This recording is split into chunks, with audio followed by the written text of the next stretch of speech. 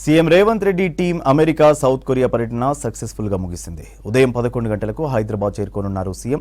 ఆయనకు ఘన స్వాగతం పలికేందుకు కాంగ్రెస్ కార్యకర్తలు భారీ ఏర్పాట్లు చేశారు.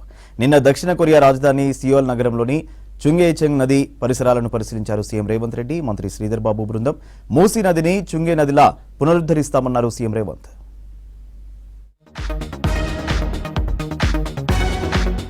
CM Revanth Reddy, IT minister Sridhar Babu విదేశీ పర్యటన ముగిసింది. రాష్ట్రంలో పెట్టుబడుల కోసం 11 రోజుల పాటు అమెరికా, దక్షిణ కొరియాలో పర్యటించారు CM Revanth Reddy. Future state Telangana లక్ష్యంగా సీఎం టూర్ కొనసాగింది. అమెరికా పర్యటనలో 31,532 కోట్లకు ఒప్పందాలు జరిగాయి.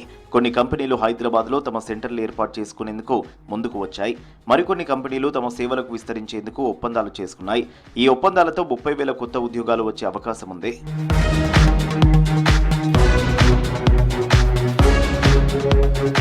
సీఎం రేవంత్ రెడ్డి సారథ్యంలోని ప్రతినిధుల బృందం అమెరికాలో 50కు పైగా బిజినెస్ మీటింగ్స్ లో పాల్గొంది.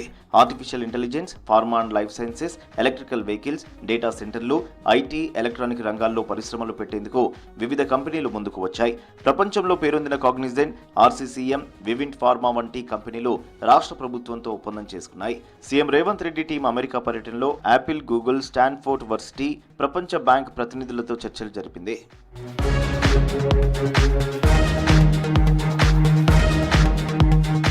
దక్షిణ కొరియా రాజధాని సియోల్ నగరంలోని చుంగేచెంగ్ నదీ పరిసరాలను పరిశీలించారు సీఎం రేవంత్ రెడ్డి, మంత్రి శ్రీధర్ బాబు.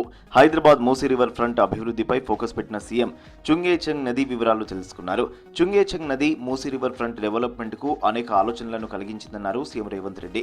గతంలో ఈ నది 11 కిలోమీటర్ల వరకు విపరీతమైన కలుషితాలతో ఉండేదని, 2005 నాటి నుంచి పునరుద్ధరణ పనులతో ప్రపంచ ప్రఖ్యాతిగాంచిన రివర్ ఫ్రంట్ గా తీర్చిదిద్దారని, చుంగేచెంగ్ నదీ తరహాలో మూసీని డెవలప్ చేస్తామన్నారు సీఎం రేవంత్ రెడ్డి.